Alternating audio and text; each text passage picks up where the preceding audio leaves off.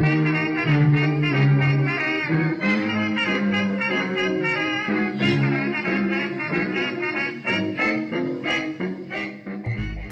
and welcome to another episode of Rustacean Station. I'm your host, Alan Waima. Today I'm with Zeeshan Ali. Zeeshan is the creator and one of the maintainers of a library called zbus, which is a library to interact with dbus using Rust. And I believe dbus is some type of event messaging library system. I don't know. We were talking about this before the show, is that this is kind of your chance to also let us know what is dbus. I'm on a Mac most of my time, so this is kind of a little bit new to me. If I understand correctly, this is like a Linux-specific thing, so maybe you can kind of introduce yourself and start talking a little bit more about dbus and why you got started with it. Go ahead. Yeah, thanks for having me. I'm very honored to be here. dbus, as you said, is inter-process communication protocol.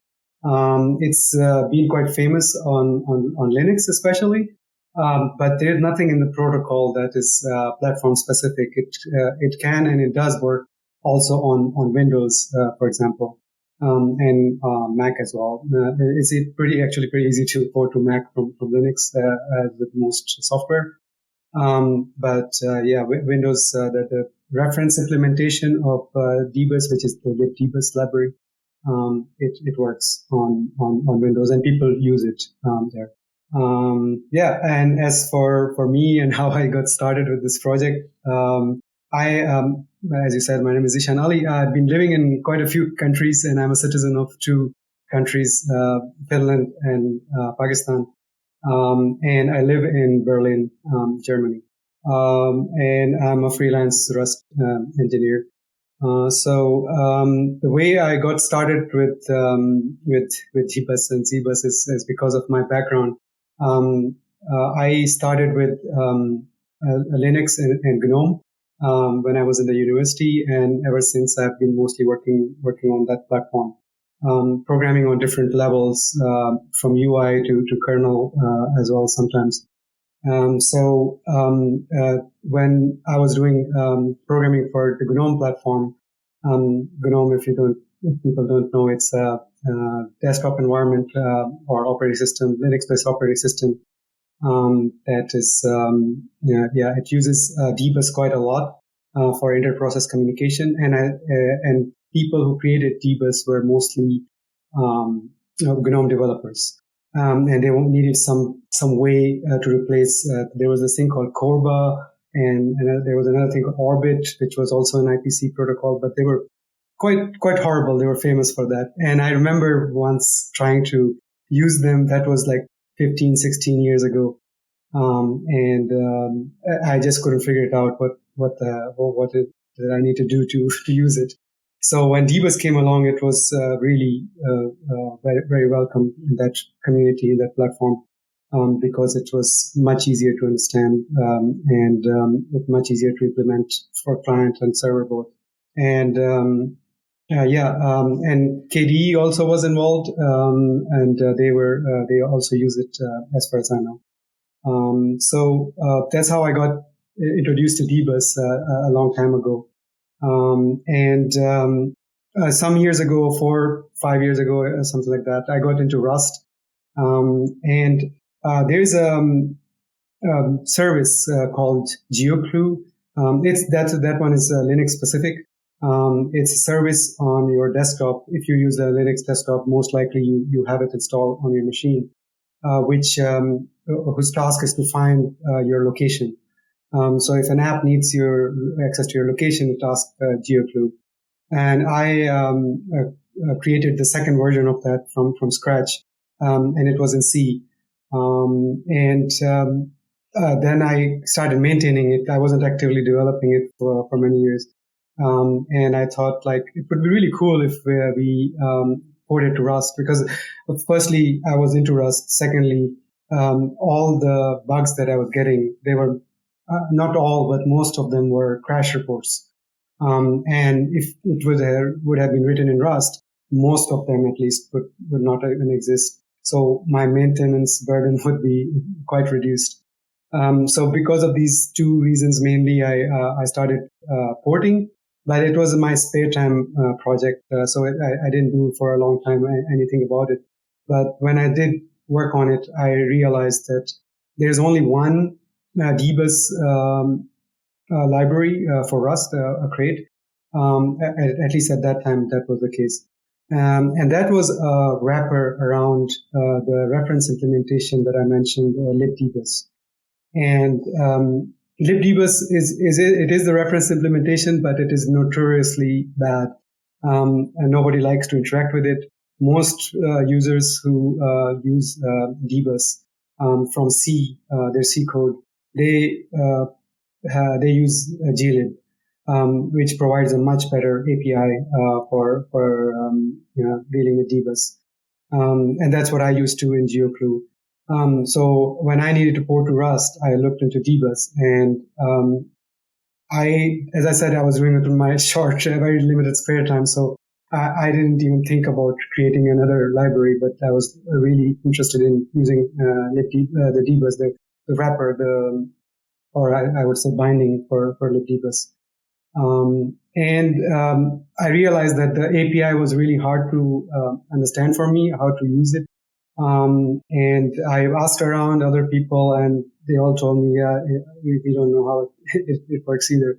So I thought like to myself, like, how about we start another dbus crate from scratch in Rust, a pure library. So the API of libdbus doesn't affect the design, and it's easier to use. So that's how I started thinking of zbus, and there was a GNOME Rust Hackfest in Berlin. Actually, I was hosting that, and that's where I started working on that. And when I asked other people, they were extremely encouraging. They said, "Yes, we really need something like that. It would be cool to have." So that's how I started with zbus. I think that answers your question, right? Yeah, it does, but I kind of want to hear more about like how does dbus actually work as an IPC, inter-process communication? Like, what is the protocol like? Can you tell us at like a high level how it works compared to others? Right. So one difference between other IPC that I have seen is that there are two levels that I see in the specification. The first layer is the wire protocol, the core protocol that is message passing over sockets, basically. It is also an authentication protocol, also on the lower level, it's just like the other IPCs that I have seen, IPC protocols, where you have messages and you just send it over the socket, and the other side parses it, and vice versa. And on that, there's also another difference on that level as well. It's a very efficient binary protocol. It doesn't do JSON or anything like that. So there's no parsing really involved. You can read directly from the message that you received, like as the type that you need. It's so you can directly use the message that you got instead of having to parse it. So that's incredibly that makes it very efficient, especially on the receiving side. But what are you actually passing though? Sorry, I'm a little bit confused about what you're actually passing when you're saying you're passing a message. I mean, you're not passing a pointer back and forth, are you? Or what do you mean by the message? No, you not necessarily. So there's types that there's a type system, and actually, fortunately, it maps really fairly well to Rust or type system in many programming languages. So you have basic types, and then you have container types. And the basic types, all the integer types of different sizes, and string type, and there is some special string types as well. And there's then you have containers, which is a structure which maps to a struct in Rust, I guess. And you also have arrays and dictionaries, of course. So and there is another type called variant, which is a dynamically typed. So you have to when you're passing that data, you pass first what type it is, and then put the actual data with it. So it's more dynamic that way. So there is a type system, and that's how you pack it. And a message is basically you can the body of the message is a struct, and you have different types of data packed in that struct. So that's how it looks like on the protocol level. So that's the message layer, right? And that's fairly similar to other protocols. But then on top, there's another layer that makes it a bit more high level. And that's you being able to define API on top. So as I said, the messages, so the messages can be of different types. And the types are based on the requirement of the high level. And the types are method. So you can have a method call, and then you have a message type method return, of course, and a signal. So a signal is more like an event in other IPC and systems. So on the high level, you can have objects. So it comes from the time when object-oriented programming, was very in, and it was the coolest thing ever. So it's designed a bit around object-oriented programming, but there's no inheritance or anything like that. It's just about having a hierarchy of different of objects. Each object has a path, just like a Unix file path, right? Those objects can then implement one or more interfaces, and those interfaces specify the API that you can use. The API is defined as methods and then properties and signals, and that makes it really nice to deal with, because for example, in zbus we managed to map it to the actual traits and impl blocks. So if you want to, for example, define the client side, you want to specify a trait just like you would define a normal Rust trait, and our derived macro, attribute macro in this case, it's called dbus proxy. You use that on top of that trait of yours, and it turns it into an IPC. It handles all the IPC behind the scene for you, and you just use that interface as if you are doing local calls. So it makes it like that for you, and that makes it super convenient. So this high level layer is really good for most use cases out there where people don't want to care; they just want to define an API and then use it. And similarly for the service side, right? Like if you want to implement a service, you do a impl block. You create your type, whatever it is, enum or a struct or whatever you need it to be, with whatever state you need inside it, and then you just say impl that struct or type, whatever it is, and you use our macro on top to define what is the name of the interface and stuff. And you just compared to the proxy side, the client side that I talked about before, the difference is that in this one you have to define the methods, right? Because you are providing the service, you are implementing that interface. That's how you define the interface. And on a lower level, the message passing, it can be also very useful for certain cases because it's if you send a method, right? So it's very asynchronous. So you don't need to. It's not in the same go that you get a response as well. You send the method call, and then at some point you will get a call return for that, right? So this for some use cases that's actually very useful because they want to separate these sending and receiving parts between different threads or tasks or however they have structured their code. Does that answer the question? Yeah, it does. I think I need to take a little bit more look at it, but it sounds pretty interesting.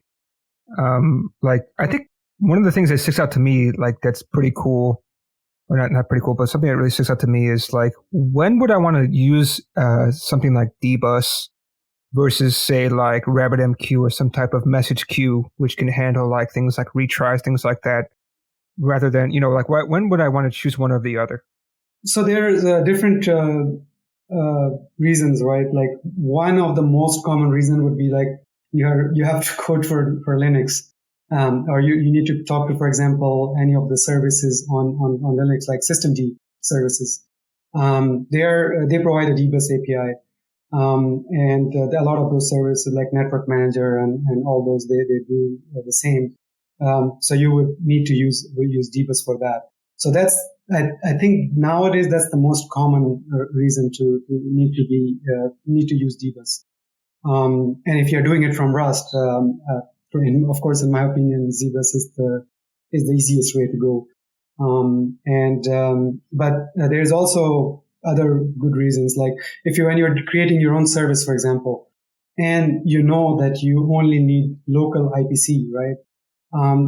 It's also a good way to do it because, as I mentioned before, it's a very efficient binary protocol. So if you can implement your service in a very easy way, and it also is extremely efficient compared to others, I think that's a very good reason to do that, right? The only thing is, like, by default you use a broker or a dbus daemon, it's called, and that handles a lot of things for you, like making sure that you're not getting spammed, or all the security and safety consideration. It handles those for you. And so that is a bit of a problem when you're developing for non-Linux, because on non-Linux it won't be there by default. You have to install it as part of your app or service or whatever. So it might not be the best choice in those cases, but you can always use peer-to-peer communication as well. And there are many cases where peer-to-peer makes more sense. Like one of our zbus maintainers and main developer, Marc-Andre Leroux, he has been using it for QEMU, inside QEMU, some new QEMU source modules. And there it made more sense to do peer-to-peer, so to bypass the daemon completely. And that means that they can deploy it on any platform without installing anything extra, a daemon or anything like that. So so those are the considerations you have to keep in mind when thinking whether to use dbus or not. Sorry, I forgot about one important thing. There's also the consideration I mentioned before, like especially if it's for local IPC, then it almost always makes sense on Linux, at least, to use dbus or zbus. But when it comes to when you know that you also need to do remote communication, that's a bit problematic, because there is no, at least out of the box in zbus right now, we don't have any implementation for secure remote transport. We only do local. And sometimes people, what they have done is that they use TCP for the communication, but then they don't think it through, and they end up creating a huge security hole. If that TCP port gets exposed to the network in any way, that's a huge security hole, because there's no authentication or authorization once you just put it on an unencrypted TCP socket, right? So that's also a consideration, and that's why I mentioned from the very beginning, for local it always makes sense, but for non-local you have to think about it. So if you're going to be going like non-local, right, is there like a preferred method of doing authentication, or that one is kind of up to the application itself? That is up to the application. The specification, as far as I know, only define TCP communication, but that is, as it says it very clearly in the spec, that they don't recommend it unless you know this is not going to be a problem security-wise. So so the spec leaves it to you, and also in general the spec leaves open the possibilities of any other transports that you may need. So it's independent of the transport basically, and you can do it that way. Okay, all right. I think that makes sense. I mean, I guess so. Maybe kind of one last question. Like, is it actually, I guess it's probably not possible to do dbus in something like Kubernetes, right? Because you really need to talk process to process and things are really isolated in that kind of environment. Yeah, actually, in one of my previous jobs, we did look into that. And no, it is possible to use in a Kubernetes environment. And as I said, you just have to think about the architecture a bit. Like the daemon set, you probably need to make use of that if you especially if you need a broker. It's not peer-to-peer, then you especially need that. And then you need to ensure, because like the way daemon set works is that you then ensure that each node has the daemon, the dbus daemon on the node. So wherever the pod is running, so then you can talk to the daemon that way. But talking from one pod to another, you need to make sure that those pods are on the same node, right? Like that's something you will need to do, because otherwise it won't work with the local only communication. You need to set up some kind of remote communication somehow. There is desire and hope of adding something like that in zbus in the future. It's just that at the moment nobody has done it. So hopefully someone will at some point, and then it can be used securely in those environments, even if it's not local only, also for remote. Okay.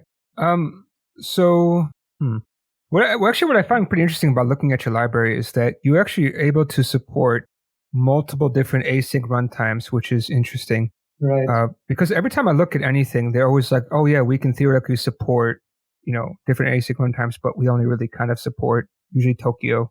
Like, how much support do you really have for this? Or is it people actually have to write that kind of glue code in the end to make it work? Like, how does this actually work for your library? So the thing is, like, that's one of the biggest, that was one of the biggest challenges for the 2.0 API, which is the async API now. 1.0 was predominantly synchronous, and we didn't have much async, only toward the end. But anyway, so yeah, we have been doing working on 2.0 for almost a year now. So it took a long time, and that most of the time was because we wanted to be async runtime agnostic.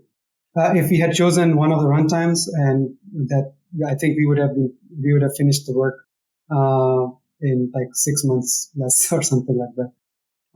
But there is hope in there. The thing is, like, there are libraries, there are crates that make it easy for you. Like there's a crate called smallRS, which is a runtime on its own, but it's a very tiny runtime. And the cool thing about that project is that it's very well divided into multiple smaller crates. So there's async channels, async this and that, and most of them, well, actually all of them except for small itself, they are runtime agnostic. So they can work with any runtime, and that made things much easier. So we have been using that, and also somehow I also became the maintainer of the small RS, because the maintainer wanted to leave, and he asked for volunteers to take over, and I was one of the many people who said yes. So I became the maintainer as well. And I also had to start another project. Like, he had an unfinished project called Async Broadcast. So it's similar to async channels, but it's more for broadcasting. So if you want to send to multiple receivers the same message, so that for that you use that. So I brushed that up and I finished it and released it. So we use that too, and it was for zbus itself. So yeah, those helped a lot. But and also there's the small RS that it uses something called async executor, that is like a core of a runtime, right? Like the thing that keeps spinning the whole machinery and keeps calling the pending tasks and their futures, basically all the futures, and keep calling them, right? And so we use that, and by default, our connection spawns a thread, and it keeps that machine running, right? It keeps ticking the executor, and that's how it works. And because of that, we don't really depend on any specific runtime. So you can use any runtime, and everything will work for you. However, the problem is that thread is our own thread, and when you use something like I think somebody on this podcast talked about Tokio console, which is a new way of tracing all the async tasks running in Tokio at least. So if you use that with zbus, our thread will not appear there, right? All the async tasks that are running in there.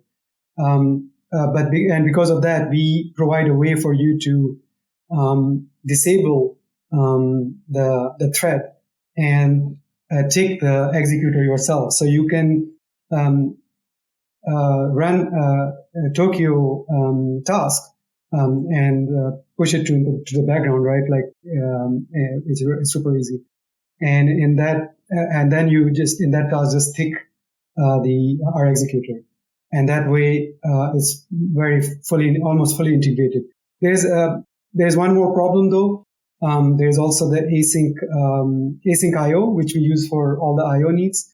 And unfortunately, that needs its own thread. So it launches its own thread. So that thread would not be tracked for the actual IO that we are doing.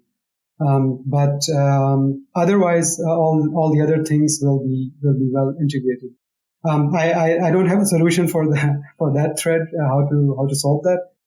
But one solution that is available, it's not as easy as the thing that I mentioned about running the task, Tokio task. But you can use Tokio socket with our connection. It's a bit more work, a few more calls, but it's not a lot of work. So you could do that too if you want 100% integration with Tokio. That's what you need to do. I think maybe I'll at some point provide like a extra crate, zbus Tokio or whatever, that makes this one call for you, or not even need to make a call, just use it, so that it's easy for people who use Tokio. I think most people, like majority of projects nowadays, use Tokio, so it would make sense to provide out of the box support for that. No offense to async-std. I love async-std as well. So maybe I'll provide for that as well. So that's the story of async runtime problems. Actually, I'm kind of curious because I've only played with Tokio. I never played with async standard or async-std. Do you what's actually the difference between the two? Do you actually know? You must know, right? I think. I know that it's so Tokio is it's like more like a very generic, very a shoe that fits all or something like that. Like it's like covers a lot. It provides a lot of API. It covers a lot of use cases and stuff. And async-std is more specific. That's my understanding, at least. So from what I understood from people who are more experts on this than me, if you need high throughput, right, then you use async-std, for example. And if you don't, then maybe use Tokio. It's also about like which API you specifically need, right? And there's differences in those as well. Like Tokio provides, there are some APIs that are different. So whichever works best for your use case, you decide based on that as well.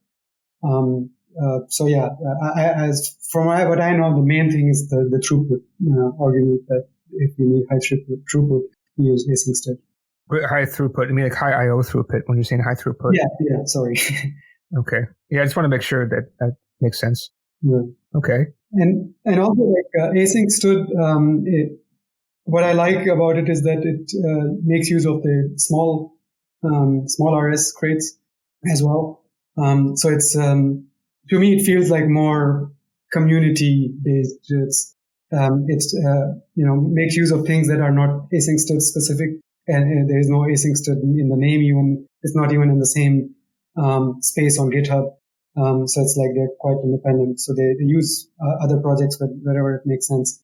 Whereas with Tokio, I've noticed that it's like all the components they have, it's actually part of Tokio. They just divided it into multiple crates. So that's also another difference that I know. Yeah, I've noticed that, and I had a big discussion with Carl on here about that. Like, yeah, they have like their own little kind of community of stuff, which is kind of interesting. And also, it's kind of strange that, in my opinion, that like the what do you call that? I forgot the HTTP library, Hyper. That Hyper is kind of part of that, although it's like not really done by the main guys. I mean, I guess he's kind of part of the team. It's loose base of stuff put together. But yeah, anyways, what they've been doing has really been fantastic. So I'm pretty happy about all that kind of stuff.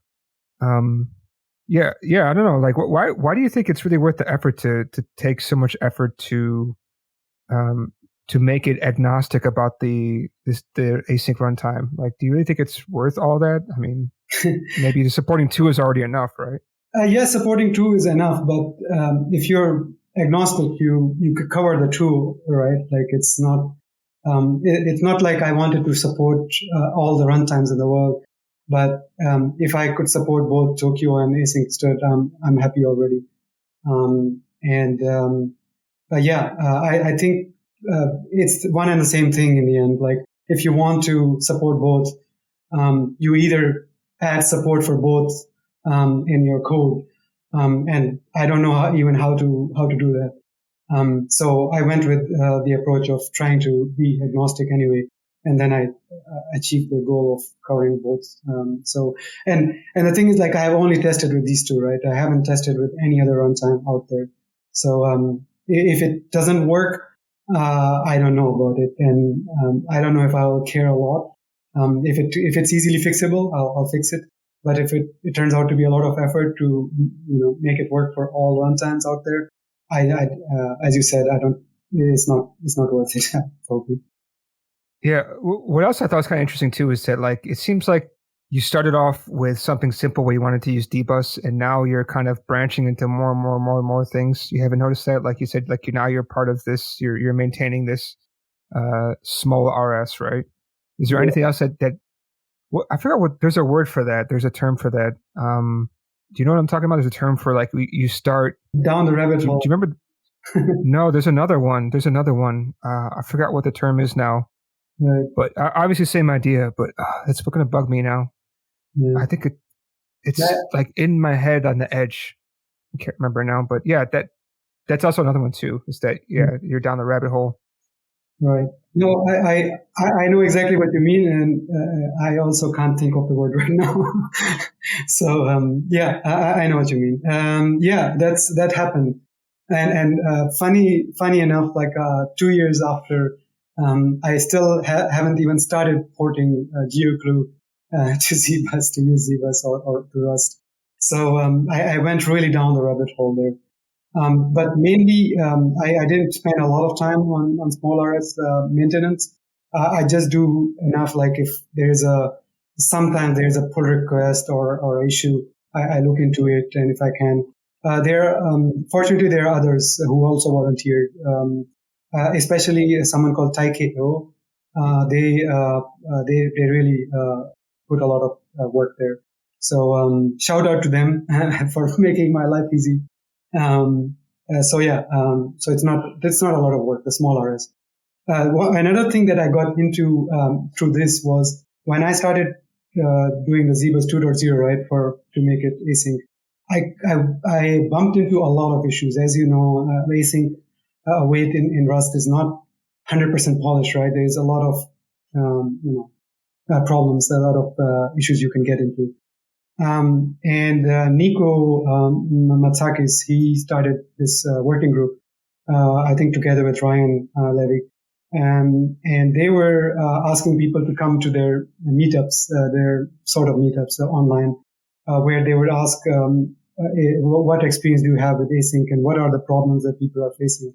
So I started going there, and I ended up becoming part of the working group, the async working group. I haven't been active for many months now, but I was quite active for a while. At least I think also the work that I wanted to do there, that was to provide input. That was to make sure that all the people in there, the ones who are doing the actual work, they know the problems, they know what needs to be solved, and I think that I did that. So I don't see a lot of point in being much involved anymore. But also it's because work. So I'm not paid to work there. So it's a bit hard to find the time, especially with the zbus 2.0 as well as my work. I just couldn't find the time to be involved there anymore.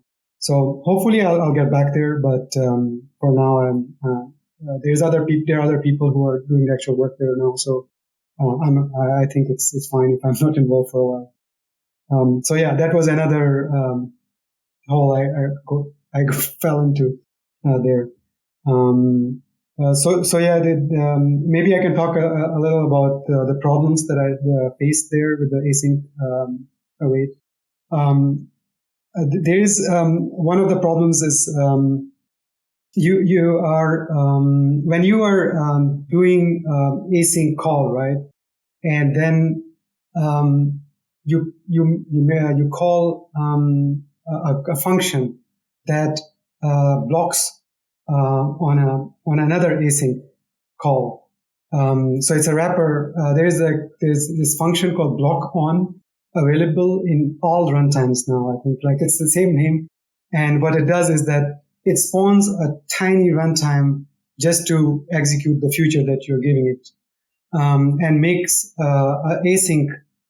turns an async call into a synchronous one, a blocking call.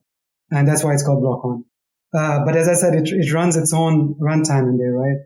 So if you make a call to such a function that does that, that calls block on internally, you're basically running another runtime from another runtime because you're calling it from an async function that is running from another runtime.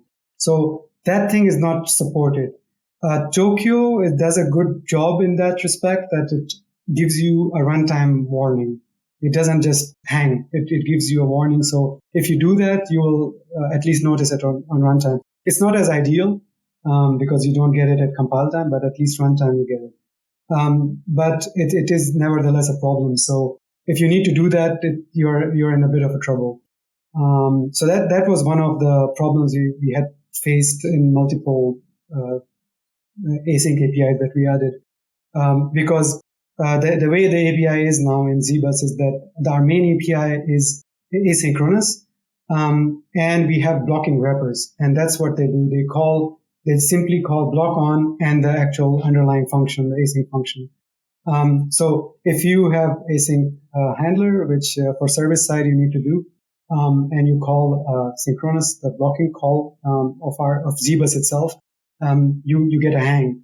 In best case scenario, you get a runtime warning. So that's not great.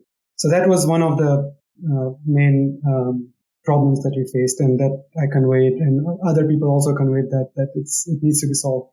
Hopefully it will be. Another one was dropping, like if you drop something, and that, so you can implement drop trait if you need to do some cleanup task when something gets dropped. So for example, our connection object, which is a connection to the peer, if it gets dropped, it needs to do a few things, but that are IO based, and ideally they should be done asynchronously. And the way we have implemented them, they are asynchronous, right? At least underneath. And the drop trait is synchronous, and we can't do async IO from there. So that's a bit of a problem from there. And I don't remember exactly what was the deal, but if you do block on, which is what we did at first, you do block on this, that also doesn't work. There was some problem with, I don't quite recall what was it. So because of that, this is a huge deal to be able to clean up from drop.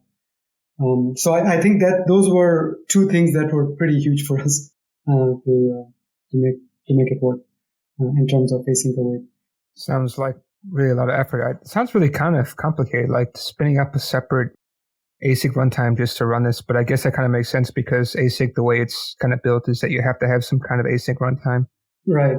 Is that expensive? I mean, that must be expensive to run, no? Actually, not. You just need to. So you have a waker, right? Like you don't busy loop. You call a future, and if it says no, I'm not ready yet, it has the waker in the context that was passed and the poll implementation. And then when that future is ready, it just gives you a callback. And what happens underneath is that it's just selecting on sockets, file descriptors and stuff, and it's just the thread is not running. It's not keeping the CPU busy. So it's not really expensive. Like the basic runtime, if you see, like for example, small RS, and also in the async book, there's a very simple implementation of async runtime, and if you look at it, you see it's like super easy if you want to implement it, and it's not really heavy, at least. Okay, well, that's really interesting to know. I wasn't expecting to hear so much about async today. Yeah. So, but I'm always happy to learn more and more about it. Right. Cool. Yeah. I mean, is there anything else interesting about zbus that you think we should know? Because otherwise, it seems pretty interesting. Interesting about zbus. I also already mentioned the macros that we have. That it makes things so easy. And a lot of people have come to me and they said, "Oh, I wanted to use it, but I didn't use it because I don't understand dbus." You don't really have to worry about that because we have a book. It's more like a tutorial, and we start with explaining the basics of dbus that you need to know for using zbus. You don't need to know everything. You just need to know all the essentials, and we do that for you. And if that's not enough, we have a matrix channel, so you can come there, ask us, and we will try our best to explain things to you and help you out. So yeah, the help is there. Don't worry about it. If you think you can use it, you do use it and tell us what the problem is, and we will solve it. Well, Matrix. I mean, everybody in Rust uses Discord. What's with the Matrix all of a sudden? You guys are very special, I guess. Well, I come from the systems programming background, right?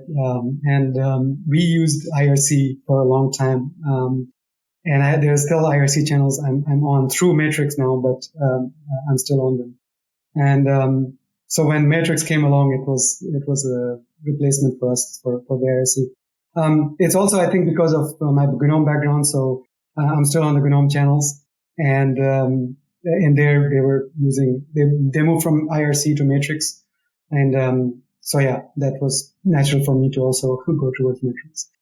Discord I use only for Rust because of Rust. Like everyone in Rust went there, so it's like, okay, I have to be there as well. So I'm on both. So if you want to contact me, you can contact me on both. It's not a problem. So I think that calls for this one. I should have done that before when I heard the Matrix, but too late. So if you guys are interested, I may be doing more and more sound effects in our podcast. If you don't like it, let me know. I just wanted to try something different. Right. Yeah, very, very interesting. Okay. Yeah, I've seen some of your macros, right? Just looking at your sample code. So you have a org zbus server. Okay. Yeah, this is pretty cool. I mean, And I like that you can use this across different types. So you don't have to only use Rust or only use C and Rust, right? Because this is supported with Ruby, Java, some other ones too. So that's also pretty cool too. Yeah. So yet another IPC. That's what they should call it, right? Yeah. Why IPC? There's quite a few out there. Right. No, I did look into the other IPCs, and I was always disappointed a bit, like in one way or another.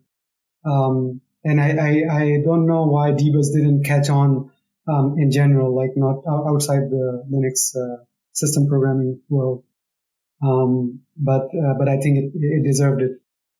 There are some problems with zbus, of course, that I could say one word about. For example, there is no nullable type in zbus, so you can't say that this is nullable, like this is null. And people have workarounds for that, and one of the workarounds is to pass a special value. Like, for example, if it's a string, you can say empty string means null. That's like most common for strings, for example, and for others it's different things. For integer, it's like maximum integer or whatever. That could be a slight problem, but it's not really. And I have provided a type in our zvariant subcrate, which is the crate that implements the type system and the lower protocol. There is a type called optional, and that allows you to easily have an optional value with a special value that is the null value. And we can't use option because option is it can't it doesn't have that way of saying that I want this special value to mean null. But you can convert between option and optional easily. I have provided the conversion as well. So you can do that. There's a workaround, easy workaround to the problem. But there was also like there was a dbus 2.0 that was supposed to be 2.0, and the name is gvariant. In glib world, in GNOME world, it's used as a very simple, very efficient small database actually for keeping some data around on the disk. But it was supposed to be for new protocol for dbus. Unfortunately, it didn't fly.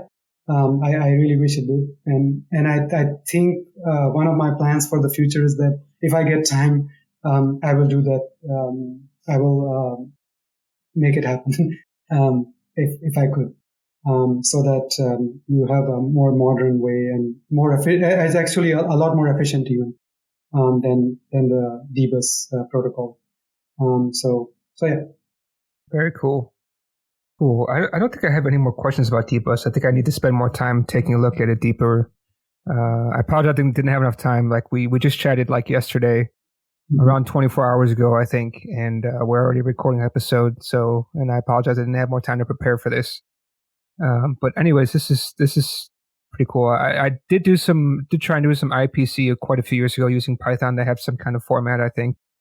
But in the end, we just reached for RabbitMQ, which worked great for us. Yeah, I mean, is there anything else you want to say before we start to sign off? No, I think we covered everything. I think I'll just say that if you're interested in the project, and if you're interested in dbus and especially Rust, dbus in Rust, please consider using zbus. But also, if something is missing, please let us know. I have seen that some people, when something was missing, instead of asking us about it, they started their own dbus Rust crate. So it would be best if you first come to me and or us in general and talk to us. Maybe we can work something out. If not, then of course you're free to start your own dbus crate. That's always good. So yeah, that's all I want to say. Perfect. All right. Again, thank you so much for taking the time and so quickly. I really appreciate it. Yeah, I mean, maybe because it sounds like you have a lot of knowledge going on, so maybe we can have you on for something else too, especially about async stuff. Maybe you can ramble about because you have to implement help for all of them, right? Yeah. So that's something I'm quite interested in. I think a lot of other people too, because I feel like it's a mystery. I still find it kind of strange that we have to bring in something just to run async, but that's the way Rust is they want to keep things open so that way you can kind of keep nimble, which is okay. Yeah. Again, thank you for your time. Again, we may have you back, so I appreciate it. Yeah, thank you so much for having me, and I would love to come back for another topic. Great.